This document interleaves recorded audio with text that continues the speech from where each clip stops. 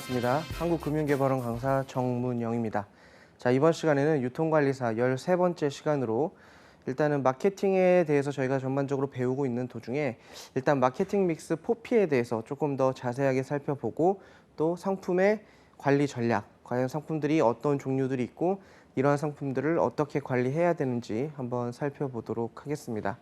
일단 유통 마케팅에서 우리가 오늘 배울 포피 부분은 실질적으로 경제학, 경영학을 통틀어서도 상당히 많이 중요하게 등장이 되는 부분이고요.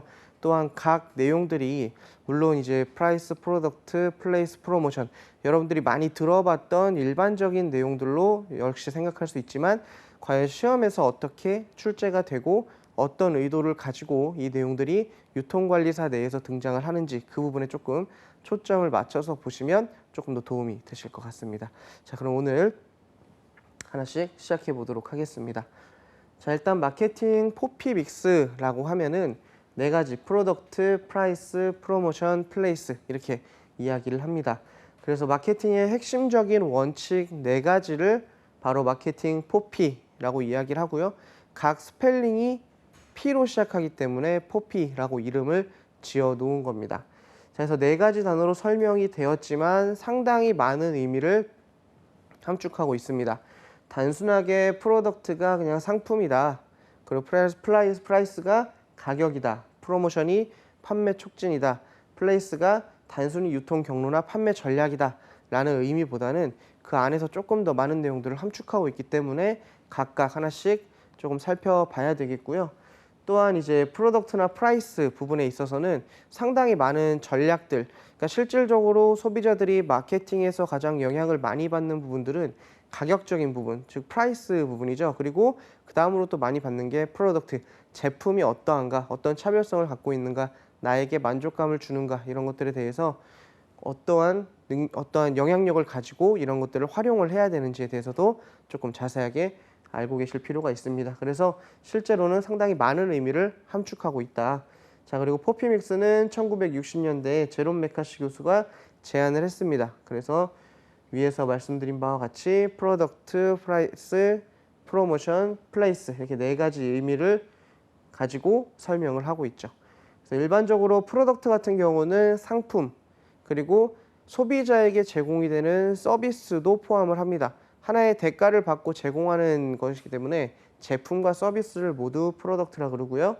그리고 포장, 디자인이나 브랜드, 그리고 제품의 품질 같은 경우도 프로덕트에 모두 해당이 되는 부분들입니다. 그래서 이 부분도 단순하게 상품이 아니라 서비스나 포장 그리고 제품의 디자인 같은 것들도 프로덕트에 포함이 되는구나라는 걸 아셔야 되고요. 자, 그다음에 프라이스는 일반적으로 가격을 얘기합니다. 그래서 소비자들이 가장 탄력적으로 가격이 변할 때마다 가장 많이 영향을 받는 부분이 바로 소비자들의 소비력이죠. 그래서 이 프라이스에 대해서는 실질적으로 많은 내용들을 저희가 알아볼 거고요. 뭐 정찰제도 있고요. 가격을 할인해주지 않고 정해놓은 백화점에서 많이 쓰는 가격 전략이죠. 그리고 할인해주는 일반적으로 가격을 저렴하게 공급을 해서 많이 팔아서 좀 이윤을 남기는 박리담의 방식 이럴 때는 할인 전략을 쓰겠죠. 그리고 신용을 제공해주거나 할부 서비스를 해서 가격적인 부담을 덜어주는 지금은 물론 다 결제를 하지 않지만 나눠서 낼 수 있도록 이런 할부 제도 같은 것들도 운영을 하고 있죠. 그래서 이런 것들도 하나의 마케팅 수단으로서 활용을 할 수가 있습니다. 자, 그다음 프로모션은 판매 촉진, 광고, 그리고 PR, 인적 판매, 다이렉트 메시지라 그래서 소비자들에게 보내는 메시지 이런 것들을 프로모션 전략이라고 합니다. 그래서 마케팅에서 사실 이런 프라이스나 프로덕트나 플레이스 자체가 이 프로모션, 소비자들을 설득하고 소비를 조금 더 부추기게 하는 촉진 역할을 하기 위해서 하는 것들이죠. 그래서 과연 그런 것들이 또 어떤 것들이 있는지, 광고의 유형이 어떻고 어떤 상품들에는 어떤 광고들이 진행이 되는지 이런 것들 봐야겠고요. 다음 플레이스는 유통 경로, 구색, 재고, 운송 등이 포함됩니다. 자, 플레이스라는 거는 어떠한 장소를 설명하죠. 그래서 그 장소에 물건을 갖다 놓는 거. 그래서 어떻게 갖다 놓을 것이고 어디에 갖다 놓을 것이고 또 어떤 경로를 통해서 가서 조금 더 물건을 저렴하게 소비자들에게 공급을 할 것이고 이런 것들을 결정하는 것이 바로 플레이스 전략이 되겠습니다. 그래서 이렇게 네 가지가 나와 있는데요. 단순하게 그냥 이제 여기서 프로덕트, 프라이스, 프로모션, 플레이스가 아니라 하나씩 한번 살펴보도록 하겠습니다. 자, 첫 번째로 프로덕트는 고객에게 전달되는 제공품이다. 그래서 소비자에게 제공되는 제조업자가 만든 물건 혹은 제공되는 서비스를 프로덕트라고 부르죠. 그래서 재화 혹은 서비스의 개념을 일반적으로 프로덕트라고 부릅니다. 그래서 기업들은 자신의 재화나 서비스를 다른 기업과 보통 차별화를 하려고 노력을 합니다.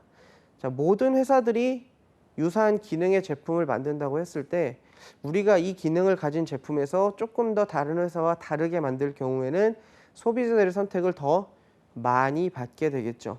그래서 그런 것들을 염두에 두고 항상 제품 개발을 어떻게 할 것이고 서비스를 어떻게 고객에게 제공할 것인지를 고민을 해야겠죠. 그래서 마케팅을 할 때도 우리가 가진 물건이 지금 현재 이 시장에서 우리와 유사한 물건들을 제공하는 회사들이 어느 회사들이 있고 이 회사들이 어떤 제품을 지금 생산하고 있고 과연 우리가 이 중에서 어떻게 조금 차별화를 해서 소비자들에게 조금 더 어필을 할 수 있을까, 이런 것들을 고민하는 부분이 바로 프로덕트 부분입니다. 그리고 표준화된 제품도 디자인이나 포장, 품질 등으로 차별화를 시도할 수 있다라고 하고 있습니다.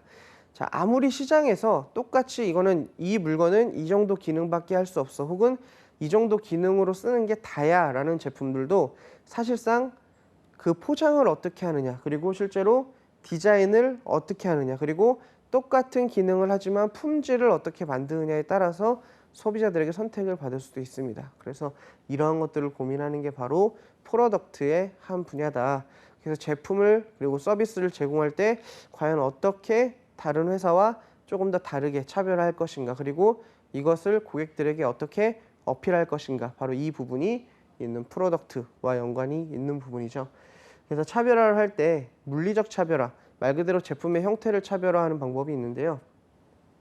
형식이나 기능, 성능, 품질, 그리고 일관성 품질, 내구성, 신뢰성, 수리 용이성, 스타일, 디자인, 뭐 여러 가지들이 나오는데 결국은 외관적인 외형을 바꾸거나 아니면 실질적인 디자인을 변경을 줘서 사람들이 많이 선택하도록 만드는 거죠.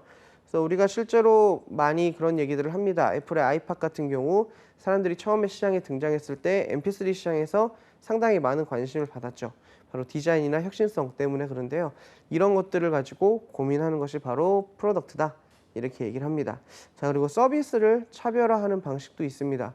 자, 과거에는 제조업자들이 물건을 만들어서 파는 거, 단순히 물건을 시장에 공급을 하고 그 물건을 많이 판매하는 것에 초점을 맞췄습니다. 하지만 최근 들어서는 어떤 물건, 눈에 보이는 물리적인 물건뿐만 아니라 이것을 어떻게 제공하느냐에 대한 서비스에 대한 초점도 많이 고객들이 맞추고 있고 그만큼 중요해졌습니다. 그래서 주문 용이성, 배달, 설치, 고객 훈련, 고객 상담, 유지 및 수리, 실제로 고객들이 제품을 구매할 때부터 이건 AS가 잘 되는지, 그리고 내가 이거 고장 났을 때, 그리고 혹시나 문제가 생겼을 때 충분히 상담을 받을 수 있는지, 이런 부분들에 대해서도 고민을 많이 합니다. 그래서 이런 것들을 잘 제공해 줄 수 있는지가 또 서비스 차별화, 이것도 프로덕트 부분에 들어가죠. 실제로 현재 굉장한 글로벌 기업으로 성장한 아마존 같은 경우도 과거에는 도서 구매는 일반적인 서점이나 매장에서 가능하다라고 했던 것을 인터넷으로 도서 구매가 가능하도록 만들어서 처음에 성공을 이루었죠. 그래서 이런 것들도 과연 현재 제공하는 물건을 어떻게 제공할 것인가, 어떻게 서비스할 것인가에 대한 것을 고민하는 것 자체가 여기 있는 프로덕트에 대한 내용이다라는 겁니다. 그래서 제품, 상품, 서비스, 단순하게 그 하나만 가지고 보는 게 아니라 그 안에 있는 제공하는 의미, 그리고 소비자들이 느끼는 차이, 그리고 표준화가 돼 있지만 내가 바꿀 수 있는 물리적이고 그리고 또한 무형적인 서비스를 어떻게 차별화해 나갈 것인가, 이것을 고민하는 것까지가 전부 다 프로덕트 마케팅의 과정 중에 하나이다라는 겁니다. 그래서 첫 번째로 프로덕트, 고객에게 제공되는 제공품 혹은 서비스를 이런 식으로 마케팅을 해나간다면 상당히 고객들이 많이 좋아하고 설득을 당할 수가 있겠죠. 자, 그 다음은 프라이스입니다. 자, 자, 소비자들이 사실상 가장 민감하게 반응하는 부분이죠. 가격입니다. 가격. 그래서 구매자가 제품이나 서비스에 대한 교환 가치라고 부르는 것을 프라이스라고 부릅니다. 자, 프라이스라고 일반적으로 우리가 얘기를 하면 자, 시장의 생산과 그리고 수요, 즉 공급과 수요가 만나는 지점에서 가격이 형성된다라는 말 많이 들어보신 적이 있을 겁니다. 자, 그런데 일반적으로 그냥 우리가 마케팅에서 딱 봤을 때 가격은 어느 수준에서 정해지는가를 생각할 때 자, 기업이 자, 우리는 이 물건을 이 정도의 시장에 제공을 하겠다라고 하는 가치가 있을 거고요. 그리고 소비자들이 그 물건을 봤을 때 그리고 서비스를 봤을 때 아, 이 정도 가치가 적당하겠다라고 생각하는 가치가 기업과 고객 간에 조금씩 차이가 있을 겁니다. 그래서 그 차이 안에서 가격이 결정이 됩니다. 자, 기업 입장에서는 우리가 이 물건을 투자도 많이 하고 상당히 오랜 기간 개발을 했기 때문에 비싼 값에 팔아야겠다라고 생각을 합니다. 그런데 고객이 그 물건을 봤을 때 아, 이 물건은 그렇게 값어치가 있진 않다라고 여긴다면 가격 결정에 갭이 생기겠죠. 차이가 생겨납니다. 그러면 올바른 가격 결정이 생겨날 수 없고 소비자들이 생각하는 가치의 교환 대가가 맞지가 않겠죠. 기업이 생각하는 가치 대가와. 그래서 가격이 제대로 형성되지 않고 판매가 잘 되지 않습니다. 그래서 이 가격을 어떻게 정하느냐가 기업에게는 상당히 중요하다. 그리고 실제적으로 고객이 느끼는 가치가 정해져 있지는 않습니다. 똑같은 물건이라고 해도 똑같은 기능을 하는 제품이라 그래도 회사에 따라서 그리고 그 포장에 따라서 디자인에 따라서 그리고 실제 고객들이 느끼는 희소성이라든가 가치, 이미지에 따라서 물건의 값이 천차만별로 달라지죠. 그래서 기업은 과연 이러한 것들을 어떻게 고객에게 심어주고 우리 것을 가장 비싸게 혹은 좋게 희소성 있게 느끼게 만들 것인가를 고민을 하죠. 아니면 의도적으로 우리 건 저렴한 제품이다라는 이미지를 줘서 많이 구매를 하도록 하는 방법도 있겠죠. 이런 것들을 고민을 합니다. 그래서 기본적으로 가격 결정은 소비자가 느끼는 가치와 기업이 제공하는 가치 사이에서 결정이 됩니다. 자, 그래서 이를 토대로 해서 기업은 여러 가지의 가격 결정 방법을 사용을 할 수가 있습니다. 그러니까 단순하게 한 가지 방법으로 뭐 하는 게 아니라 여러 가지 방법들, 수많은 방법들이 있지만 대표적으로 자, 우리 시험에서 등장을 하는 내용들 한번 살펴보도록 하겠습니다. 첫 번째가 원가 기반의 가격 결정 방법입니다. 그래서 제품 제조나 유통에 드는 단위 원가에 일정액 또는 일정 비율을 추가해서 가격을 산정하는 방식을 이야기합니다. 말 그대로 우리가 제품을 만들 때 이런 원가가 들었고 이런 원가가 들었으니까 이 가격을 다 합해서 시장에 내놓는 거죠. 이렇게 정하는 것을 원가 기반 가격 결정이라고 합니다. 그래서 가장 조금 기초적인 가격 결정 방식이고 사실상 소비자들이 생각하는 가격의 그 가치, 물건의 가치에 대해서는 크게 고민을 하진 않는 거죠. 말 그대로 제품을 생산하다 보니 들어가는 그런 원가들을 다 산정을 한 다음에 그 이상은 받아야겠다라고 해서 결정하는 거죠. 그래서 주로 대량 생산돼서 납품되는 중간재, 그러니까 일반적으로 어떤 이윤을 많이 남긴다기보다는 그냥 물건을 공급하는 측에서 이 정도 가격이면 적당합니다 하고 제공하는 중간재에 많이 적용이 되고요. 보통 비브랜드 제품, 브랜드 제품들은 제품에 대한 가치나 이미지가 고객들에게 있기 때문에 단순히 원가 기반 가격 결정을 잘 쓰진 않습니다. 그래서 비브랜드 제품, 시장에 그냥 내놓고 판매만 되면 어느 정도 이익이 들어오는 이런 제품들이 주로 이런 원가 기반 가격 결정을 사용을 하게 되죠. 첫 번째가 이런 내용이고요. 두 번째, 스키밍 가격 전략입니다. 자, 스키밍이라는 말을 여러분들이 잘 기억을 하셔야 될 텐데, 자, 고객마다 느끼는 가치가 다르다는 점에 착안하여 가치를 높이 느끼는 고객부터 낮게 느끼는 고객까지 접근하는 가격 결정 방법이다라고 이야기를 합니다. 자, 그래서 처음에는 초기에 비싸게도 물건을 구매할 수 있는 상층, 말 그대로 고소득자들에게 제품을 판매를 하고 그다음에 점차 낮은 가격으로 판매를 하는 전략을 이 스키밍 가격 전략이라고도 합니다. 자, 처음에 그래서 가격을 비싸게 산정을 하죠. 그러면 일반적으로 소득이 낮은 수요자들은 많이 구매를 하지 않습니다. 그런데 고소득자층, 고소득자층, 즉 재산을 어느 정도 가지고 있는 사람들은 물건값이 비싸다고 해도 일단 처음에 신제품이 나오면 구매를 마구마구 합니다. 그래서 이런 상층, 소득층의 상층을 흡수하는 전략으로 상층 흡수 가격 전략이라고도 합니다. 스키밍을. 그래서 이렇게 판매를 하고요. 처음에 비싸게 판매를 하기 때문에 초기에 투자비를 좀 빨리 회수할 수 있어요. 초기에 마진을 많이 남길 수 있기 때문에. 그래서 그렇게 판매를 하고요. 좀 장점으로는 점점 생산 능력이 증대돼서 학습 효과 및 경제 규모를 달성하게 돼서 더 낮은 원가를 확보할 수 있게 된다. 초반에는 비싸게 판매를 하면서 계속 지속해 나가다가 이후에는 어떻게 돼요? 우리가 생산하는 능력이 향상되고 판매하는 능력이 향상되면 점점 원가가 낮아지죠. 그래서 시장에 점점 낮은 가격으로 제공을 할 수 있게 됩니다. 이렇게 하는 게 바로 스키밍 가격 전략. 즉 단위당 원가가 낮아짐으로 인해서 가격 인하가 가능해지는 것. 그래서 판매량이 실제로 늘어날수록 단위 가격이 올라가는데 점점 비례해서 차이가 나는 거죠. 그래서 실제로 시장에서 우리가 처음에 나왔을 때는 좀 비싸게 팔다가 조금 지나면 가격이 떨어지는 경우들이 있어요. 그래서 이런 것들이 대부분 스키밍 가격 전략이죠. 어떤 시장의 점유율을 선정하고 우리가 이거를 장악하기 위해서 물건을 판매하는 것이 아니라 처음에는 비싸게 팔아서 마진을 많이 남기고 최대한 상층, 고소득자들을 흡수하는 상층 흡수 전략으로서 사용을 하고 그 이후에 물건값을 차츰 낮춰가면서 시장에 물건을 공급을 하면서 점유력을 높여가는 거죠. 이것을 스키밍 가격 전략이라고 하고요. 가격 걷어내기라는 말로도 합니다. 한 가격을 정하고 다음 가격으로 내려가고 또 다음 가격으로 내려가고 이런 식으로 해서 하나씩 걷어내면서 가격 전략을 쓰죠.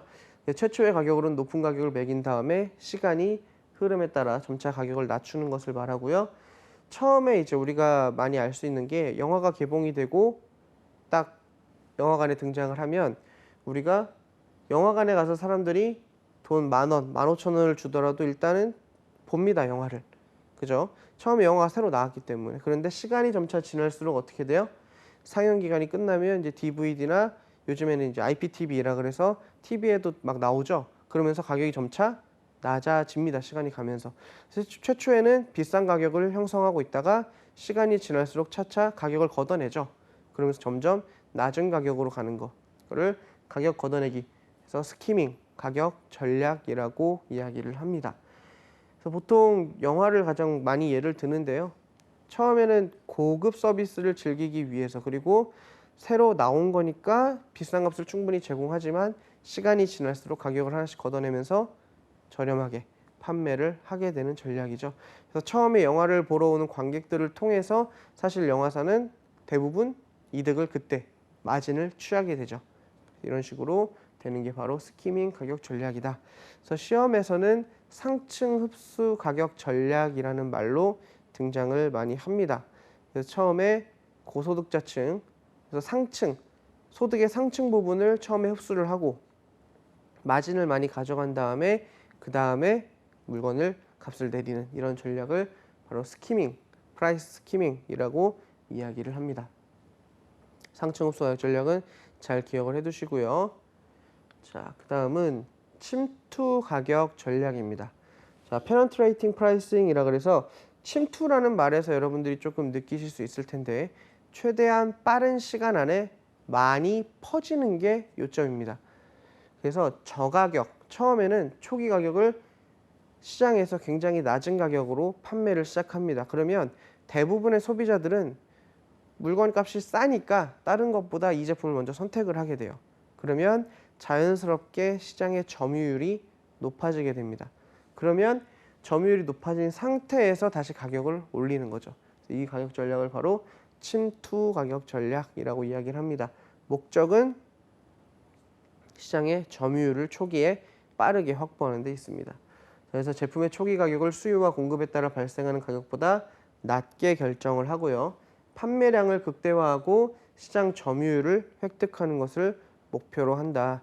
그래서 시험에서 상층 흡수 가격 전략은 상층을 흡수하기 위해서 초반에 마진을 많이 남기기 위해서 투자한 것을 빨리 회수하기 위해서 하는 게 상층 흡수 전략, 스키밍 가격 전략이라고 했으면 침투 가격 전략은 초기에 낮은 가격으로 시장에 제공을 하고 최대한 많은 시장 점유율을 확보하기 위한 전략이다. 이렇게 두 가지를 비교해서 기억을 해 놓으셔야겠습니다. 자, 그래서 소비자들이 느끼는 가치보다 낮게 가격이 책정되어 있으므로 소비자들의 구매는 증가를 하게 됩니다. 소비자들은 항상 가격, 프라이스에 가장 민감하게 반응을 하거든요. 자, 하지만 기업 측면에 있어서 어느 정도의 수익 마진은 포기해야 할 뿐만 아니라 한번 결정된 가격을 올리기는 사실 어렵습니다. 소비자들이 인지하고 있는 가격이 생겨나기 때문에 어느 날 갑자기 가격을 비싸게 올리면 소비자들은 별로 좋아하진 않죠. 특히 체리피커라고 불리는 소비자들은 가격을 올릴 경우 이탈할 가능성만 있다. 자, 어떤 거냐면 체리피커라는 게 케이크에서 위에다가 체리나 초콜릿 같은 걸 이렇게 올려놓죠. 그래서 이것만 싹 뽑아 먹는 사람들을 체리피커라 그래요.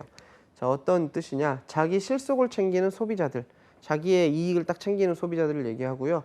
브랜드에 대한 충성도는 거의 없어요. 브랜드에 대한 정보도 거의 없고 관여하지도 않습니다. 단지 나는 내가 이득을 볼 수 있으면 괜찮아 라고 하는 소비층을 체리피커라고 이야기를 합니다. 그래서 이런 소비자들 같은 경우는 처음에 물건값이 저렴했기 때문에 구매를 합니다. 그런데 물건값이 오르게 되면 어떡하죠? 아, 이거는 내가 속았구나, 혹은 아, 이 물건은 이제 안 사야겠네 하고 바로 빠져나가죠. 그래서 실제적으로 이런 소비자들에게는 조금 이탈할 가능성이 존재한다라는 거죠. 그래서 체리피커 같은 소비자들은 주의를 해야 한다. 하지만 침투 가격 자체가 초기에 소비자들이 느끼는 가격대보다 더 저렴하게 판매를 하는 방식이기 때문에 실제로는 소비자들이 많이 구매를 하고 그만큼 점유율도 상당히 많이 올라간다는 그런 장점도 있습니다. 물론 그 이후의 관리가 잘 되어야겠죠. 그래서 실제적으로 침투 가격은 점유율 확대, 그리고 상층 흡수 가격 전략은 초기에 투자비를 회수하고 고소득자들을 흡수하기 위한 전략이라는 거 두 가지 비교해서 계속 말씀을 드립니다. 자, 그 다음은 고가 정책, 품위 가격, 명성 가격이라는 게 있습니다. 딱 말만 들어도 자, 프레스티지 프라이싱이라 그래서 우리는 제품의 이미지, 그리고 우리 회사의 이미지, 그리고 우리 회사가 가지고 있는 제품에 대한 철학, 이런 것들을 가지고 제품의 가격을 낮게 내리지를 않는 거죠. 항상 고가격을 유지하는 겁니다. 자, 높은 가격을 설정하여 브랜드 품질이나 배타성을 고객들의 마음속에 인식시키는 것을 목표로 한다. 자, 그런 겁니다. 어느 정도 일정 시간이 지나면 조금 출시가 된 제품들은 가격이 떨어져야 된다라고 고객들이 생각을 합니다. 근데 소비자들이, 즉 고객들이 시간이 지나도 가격이 떨어지지 않는 제품을 보게 되면 어떻죠? 두 가지 반응을 할 겁니다. 제품의 품질도 좋지 않고 회사도 별로 좋은 회사도 아닌데 왜 저렇게 하지? 라는 부정적인 생각을 할 수도 있고요. 또 하나는 바로 여기 고가 정책에서 노리는 것처럼 제품의 이미지가 유지가 되고 그 회사 제품 자체에 대한 철학을 가지고 있고 회사가 항상 고가격을 유지하면 아, 저 회사 제품은 좋아서 저렇구나. 저 회사 제품은 굉장히 내가 샀을 때 좋은 이미지를 얻을 수 있는 제품이구나. 이런 것들을 심어주는 전략이죠. 그래서 제품 품질에 대한 가격을 기준으로 해서 판단하는 사람이 많다. 그래서 실제로 좋은 물건을 굉장히 비싼 값에 판매를 하고 그 가격을 낮추지 않는 거죠. 고가 전략을 유지하는 겁니다. 그래서 중간 정도의 가격이라면 받아들일 만한 품질을 뜻하는 것으로 받아들이며 높은 가격이라면 제품이 특별히 우수하다는 것을 의미한다고 소비자들은 받아들입니다. 그래서 한 이 정도 가격대면은 그래, 이 정도면 그냥 사도 되지, 뭐 품질도 그만하겠지 라는 제품으로 판매를 하는 게 아니라 굉장히 높은 가격을 채택해서 가격을 내리지 않고 우리는 이 가격에 판매를 합니다. 그리고 우리는 품질이 굉장히 좋습니다 라고 얘기를 하는 거죠. 특히나 이제 세계적인 명품 브랜드들이 이런 철학을 갖고 제품을 판매하는 경우가 있죠. 뭐 장인들이 한 땀 한 땀 만드는 가방이라든가 이런 것들은 실제로 구하기도 쉽지 않을 뿐더러 그 가격대가 상당히 비싼데도 소비자들은 꾸준히 구매를 하기를 희망합니다. 그래서 그런 것들은 제품에 대한 이미지나 품질 이런 것들이 보증이 되었다. 그리고 소비자들이 충분히 그렇게 그 가격의 가치를 느끼고 있다라고 보는 거죠. 자, 그리고 주로 고급 브랜드 제품에서 이용을 하고요. 특이한 점은 자, 만약 프레스티지 프라이싱 전략을 중단하고 가격을 내릴 경우 오히려 판매량이 감소할 수도 있습니다. 처음에 고가로 팔다가 어느 날 갑자기 너무 저렴하게 팔아요. 그러면 시장에서 있는 고객들, 소비자들이 의심을 하죠. 제품의 품질이 좋지 않은가? 이게 원래 안 좋았던 제품인가? 이렇게 고민을 합니다. 그래서 그 고가 정책을 썼던 프레스티지 프라이싱을 썼던 이제 제품들 같은 경우는 실제로 꾸준하게 고가격을 유지하는 것이 오히려 판매에 도움이 됩니다. 그래서 가격이 내려가면 수요도 감소하고요. 이런 경우 가격이 내려가면 뭔가 문제가 있다, 믿을만하지 않다 이런 생각을 해서 구매를 안 하게 되는 경우가 있습니다. 그래서 실제로 이제 브랜드들, 특정 브랜드를 언급하기는 어렵지만 우리가 소위 말하는 명품 브랜드들, 가격대가 가방 하나에 1,000만 원이 넘고 2,000만 원 넘게 하는 이런 브랜드들 같은 경우는 가방을 사려고 주문을 해도 1년, 2년을 기다려야 됩니다. 그래서 이런 것들은 소비자들이 그만큼의 많은 돈을 지불하고도 그만큼을 기다릴 정도로 제품에 대한 이미지나 충성도가 확고하게 굳어 있다는 얘기죠. 그러면 그 회사 같은 경우는 신제품을 또 다시 출시하고 다른 제품을 출시를 해도 해당 시장에서 고가격 정책을 또 쓰더라도 소비자들은 믿고 기다리고 구매를 합니다. 그래서 이런 것들을 주는 정책, 바로 고가 정책이고 품위 가격이고 명성 가격이라고 합니다. 근데 이제 이런 것들을 마구잡이로 흔한 이제 비브랜드 제품이나 우리가 소위 생각하는 명품이 아닌 브랜드들에서 사용을 할 경우에는 오히려 독이 될 수도 있습니다. 그래서 분명하게 품질이 좋고 또한 이렇게 고가격 정책을 쓸 수 있는 자신감이 있는 상태의 재화나 서비스를 제공하는 업체에서 당연히 활용을 하는 것이 맞다라는 겁니다. 자, 그 다음은 낚시 가격이라고 합니다. 자, 시험에서 역시 미끼 가격, 낚시 가격이라고 해서 많이 등장을 하는데요. 최초 구매 가격을 낮게 설정하여 제품의 구매를 유도합니다. 그러니까 처음에 물건을 살 때는 굉장히 저렴하게 물건을 구매할 수 있어요. 그런데 해당 제품을 사용을 하면서 발생하는 교체 부품 그리고 소모품 같은 거를 구매하려고 하면 가격이 굉장히 비싼 거예요. 근데 내가 싼 값에 이미 물건을 구매했으니 이거를 계속 사용을 해야겠으니 울며 겨자 먹기로라도 어떻게 해요? 조금 비싼 교체 비용을 드리고 소모품 비용을 드리게 되는 거죠. 이것을 바로 낚시 가격이라고 합니다. 하나를 저렴하게 내주고 그거를 같이 사용할 수 있는 제품들에 대해서는 높은 가격을 받는 전략, 이것을 낚시 가격이라고 얘기를 하죠. 그래서 보통은 이제 여러분들이 많이 이 얘기를 듣는 순간 느끼는 제품들이 있을 거예요. 처음에 물건을 구매할 때 본체 혹은 그 본 물건 같은 경우는 굉장히 저렴하게 시장에 내놓는데 이 물건 이후로 내가 교체를 하거나 여기에 들어가는 어떤 제품들을 사용하려고 하면 상당히 비싸게 구매를 해야 되는, 근데 또 이 제품에 대한 기능을 만족을 하고 있기 때문에 충분히 그 가격을 들여서 또 구매를 하는, 바로 이런 것들이 낚시 가격 전략이다 이렇게 보고 있는 거죠. 그래서 대체 소모품의 생산업체가 정품보다 낮은 가격으로 판매를 하여 시장을 가져갈 수 있는 위험도 사실 존재합니다. 근데 물론 이거는 제조업자들끼리의 경쟁에서 하는 얘기고요. 우리가 일반적으로 물건을 구매하는 소비자 입장에서는 어떻게 보면 속았다라고 보는 거죠. 그리고 이때는 보통 제조업자들끼리의 경쟁에서는 특허를 통해서 이런 장치들을 보호해 놓습니다. 근데 소비자들 같은 경우는 처음에 물건을 구매할 때 어떻게 해야 되는 거죠? 이런 낚시 상품이나 낚시 가격에 속지 않기 위해서 제품을 보고 이것을 대체할 수 있는 제품들이 충분히 있는지 비교하는 습관, 그리고 또 여기에 들어가는 소모품이나 교체 비용이나 AS 비용 같은 것들이 얼마나 들어가는지에 대해서 꼼꼼하게 살펴보고 구매를 할 필요가 있는 거죠. 그러니까 실제로 낚시 가격 같은 경우는 어떤 법적인 제재를 하기는 힘든 거예요. 법적으로 이거를 왜 싸게 팔고 이거는 비싸게 팔아라고 하기는 어렵습니다. 일반적인 공급이 자유로운 시장에서는 어떻게 물건을 판매하는지 그 물건 자체가 불법이거나 문제가 있다면 그 잘못이 있지만, 그렇지 않은 경우에는 낚시 가격을 하는 것도 하나의 가격 전략으로 볼 수 있습니다. 그래서 이런 것들도 소비자들 입장에서 충분히 살펴보고 구매를 해야 한다.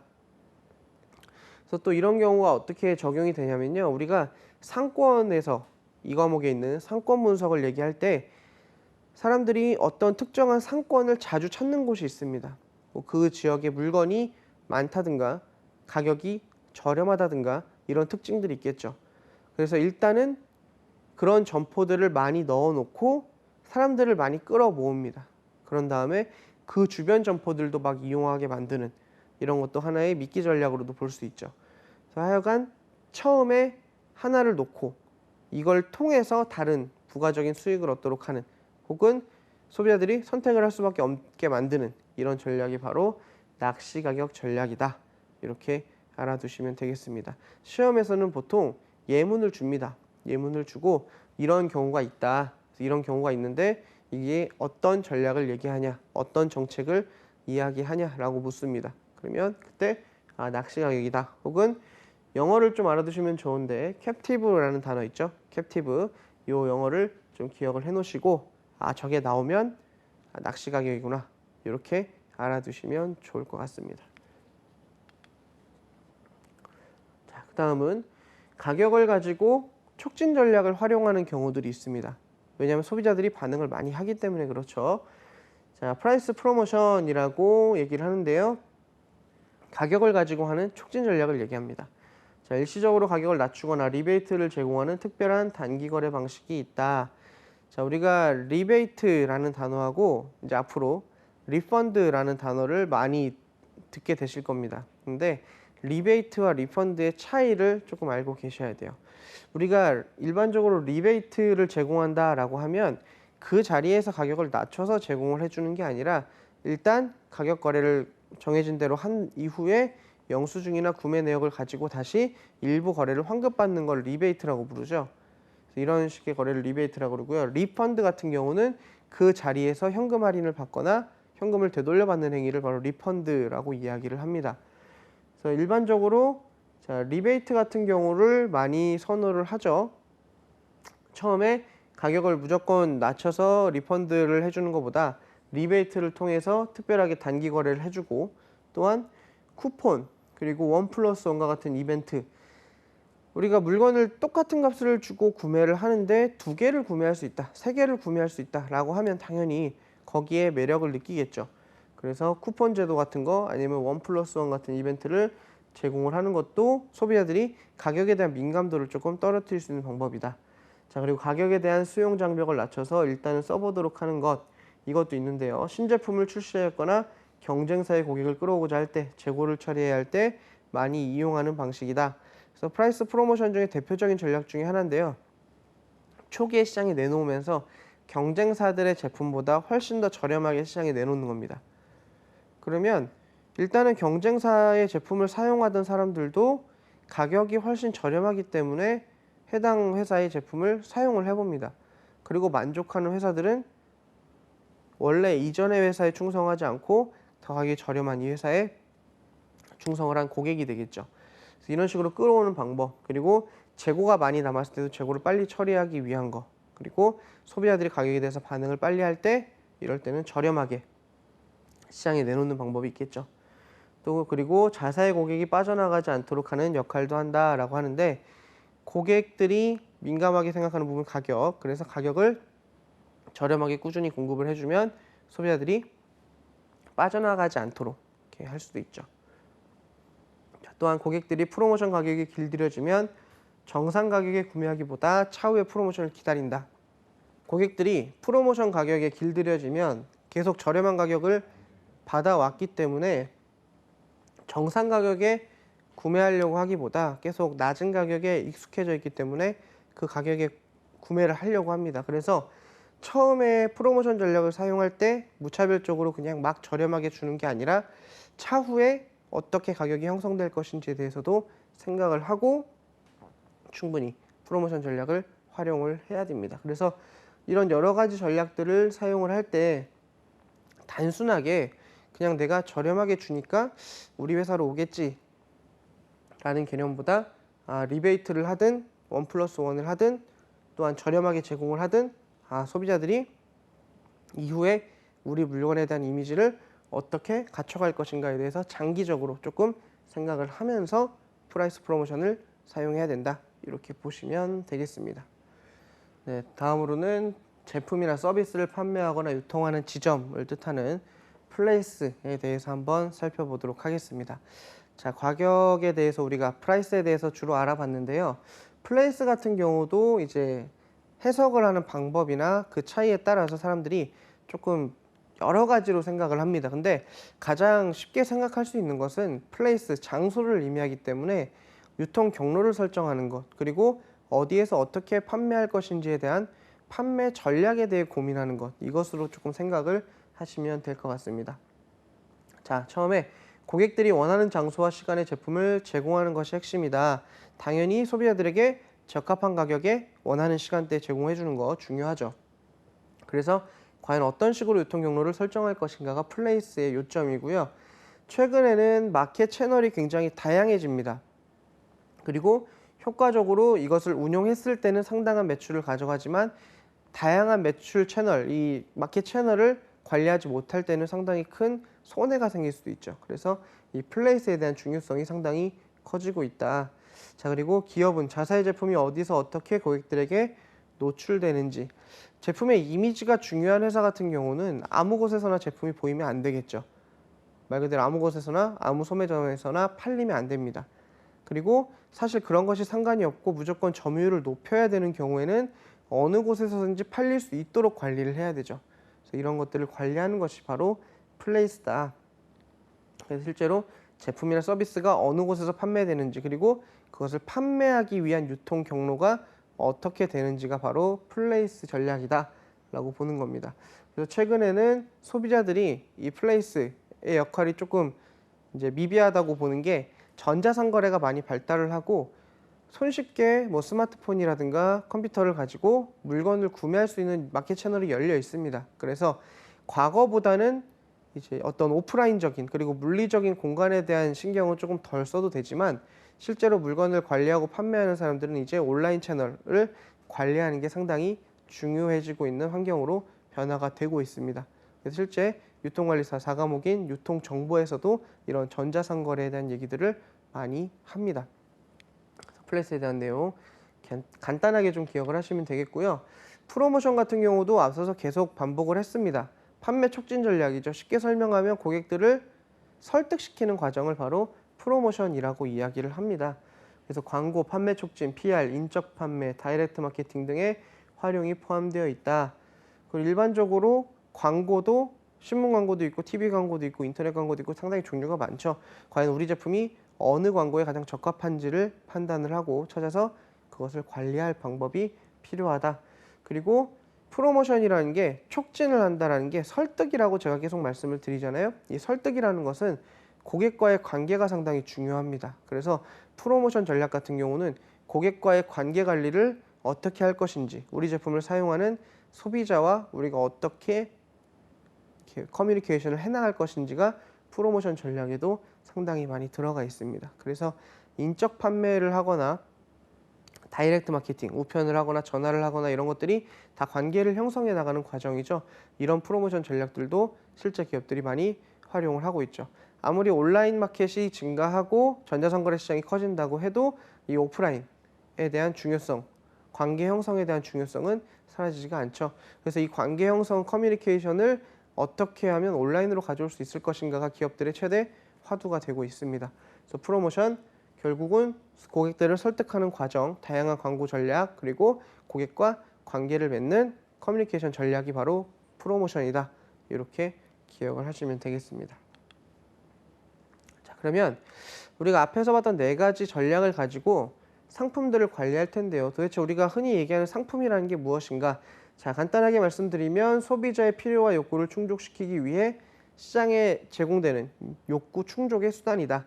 제조업자가 시장의 수요를 보고 그것에 맞춰서 물건을 만들어내고 소비자가 그 물건을 갖는 것, 그 전체가 다 상품이다라고 보는 겁니다. 그래서 이제 상품이라고 할 때는 마케팅 관리자들이 통상 물건을 잘 판매하기 위해서 다루는 물건들, 이런 것들을 이제 상품이라고 부르죠.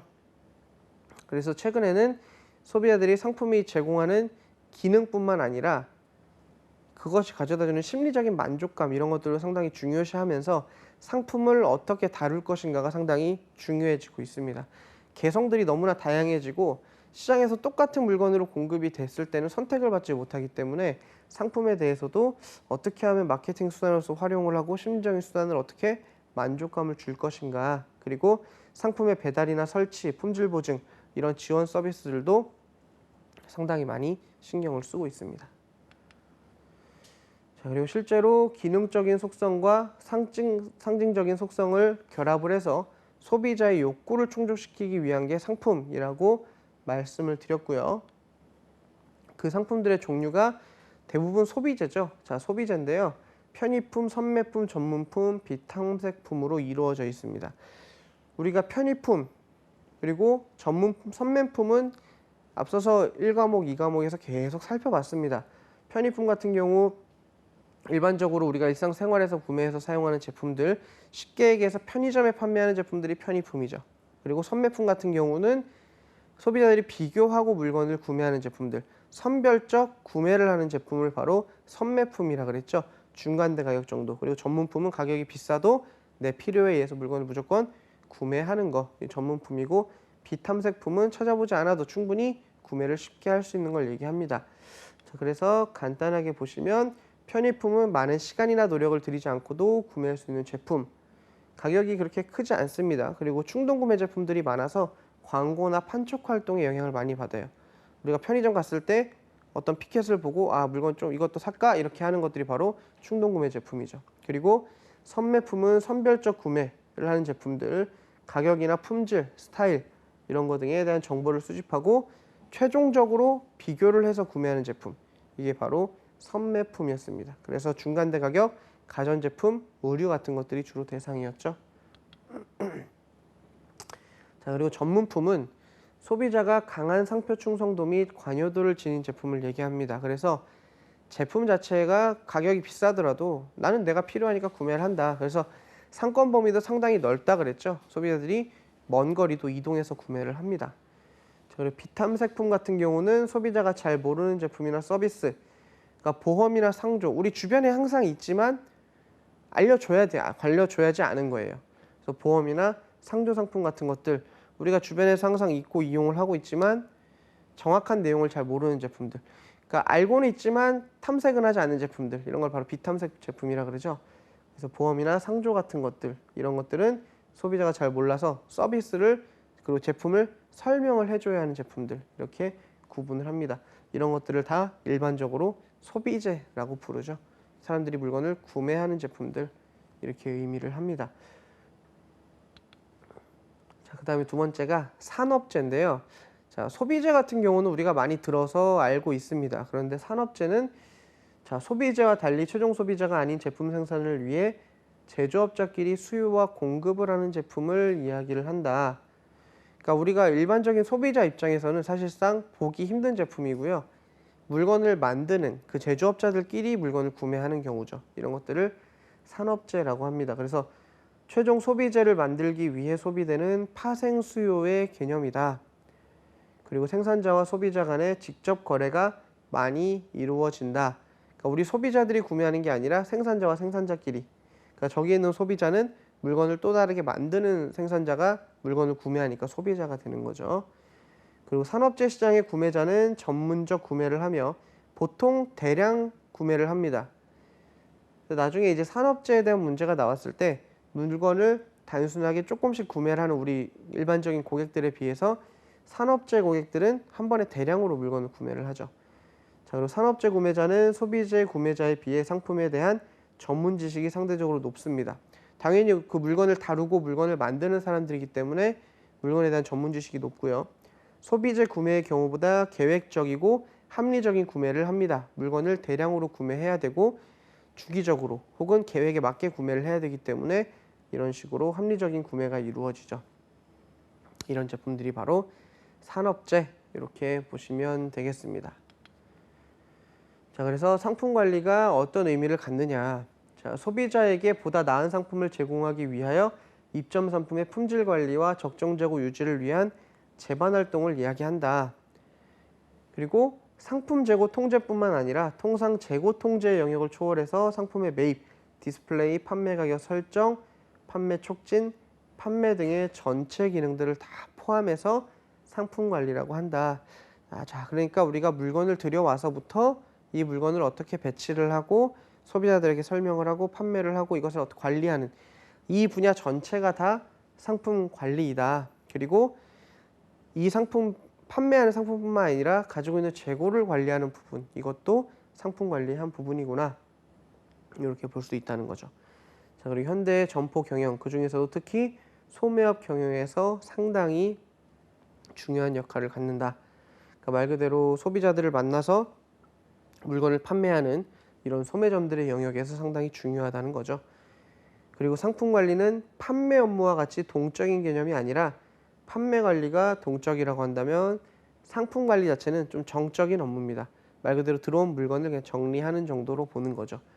그래서 상품 관리 같은 경우는 일단 우리가 알아두셔야 되는 개념은 소비자들에게 적정 재고를 유지해서 잘 판매를 하고 판매를 한 이후에 소비자들이 원하는 대로 잘 관리를 해주고 AS도 해주고 이런 기능들을 다 합해서 상품 관리라고 하는구나. 그리고 이런 상품 관리 안에 여러 가지 촉진 전략들이 있고 가격 전략들이 있고 이런 마케팅의 포피 전략들을 활용을 해 나가는구나. 이렇게 좀 접목을 시키면 될 것 같습니다. 상품 관리에 대한 내용, 그리고 소비재에 대한 4개 있었죠. 편의품, 전문품, 선매품, 비탐색품 이런 내용들도 다 기억을 하고 계셔야겠죠. 자, 그럼 기출 문제들을 좀 살펴볼 텐데요. 자, 우리가 중요하게 시험 문제에서 많이 등장한다고 말씀드렸던 것부터 보도록 할게요. 자, 아래 글상자의 기억과 니은에 들어갈 용어를 순서대로 올바르게 나열한 것은 이라고 합니다. 자, 기억은 신제품 개발을 위해 투자된 자금의 초기 회수를 꾀하는 가격 정책으로 대량 생산으로 인한 원가 절감 효과가 크지 않은 조건에서 유리하다. 자, 처음에 투자된 금액을 빨리 회수하기 위해서 비싼 가격에 판매하는 정책이라 그랬습니다. 그죠? 그 정책이 바로 스키밍 가격 전략이라고 말씀드렸었죠. 그래서 스키밍 프라이싱 폴리시가 되겠고요. 니은은 신제품을 시장에 도입하는 초기에 저가격을 책정하여 빠른 속도로 시장에 진입해 많은 구매자를 신속하게 끌어들여 높은 시장 점유율을 확보하는 전략이다. 그래서 초기에는 저가격을 펼쳐서 시장 점유율을 상대적으로 많이 늘려놓고 그 이후에 일단 다시 높은 시장 점유율을 바탕으로 판매 전략을 세우는 이런 것은 바로 침투 가격 전략. 그래서 페넌트레이싱 혹은 페넌트레이션 프라이싱 폴리시. 그래서 침투 가격 전략이었죠. 정답은 1번과 2번 이렇게 되겠습니다. 그래서 스키밍 가격 전략과 침투 가격 전략이 두 가지 항상 잘 기억을 하시고요.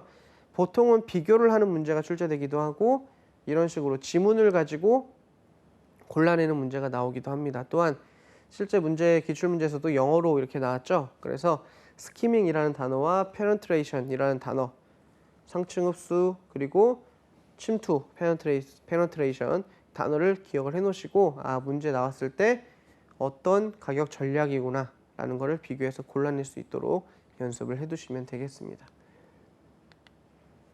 자, 그 다음은 몇 개의 제품을 결합하여 할인된 가격으로 판매하는 가격 결정을 뜻하는 것은 이라고 합니다.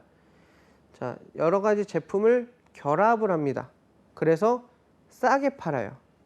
자, 일단은 문제에서 거의 답이 나와 있죠. 자, 사양 제품, 옵셔널 제품이고 제품 라인, 종속 제품, 부산물 전부 다 결합한다는 의미가 없습니다. 그런데 뭐가 나와 있어요? 묶음 제품 가격 전략이 나와 있죠.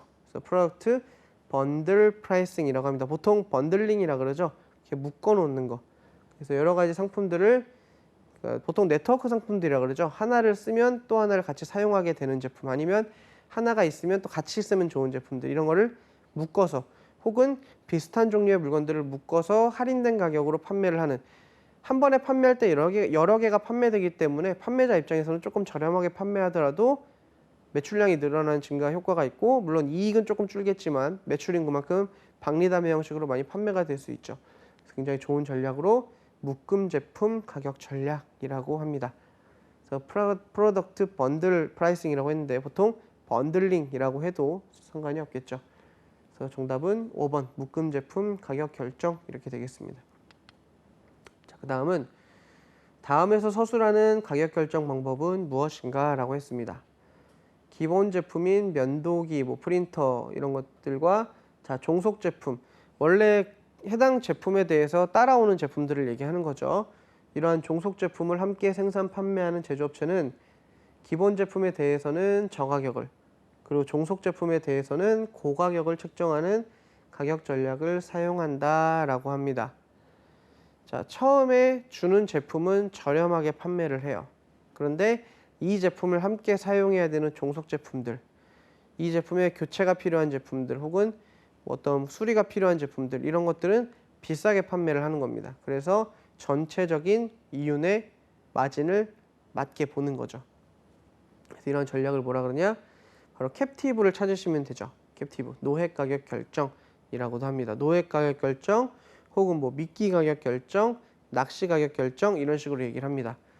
그래서 처음에 본품은 저렴하게 주지만 이것을 대체하거나 고치거나 수리하거나 아니면 새로 같이 함께 사용하거나 이런 제품들은 비싸게, 종속 제품들을 비싸게 판매를 해서 전체적인 마진을 이제 맞추는 것, 이것을 바로 캡티브 프라이싱, 노획 가격 결정 전략이라고 이야기를 합니다.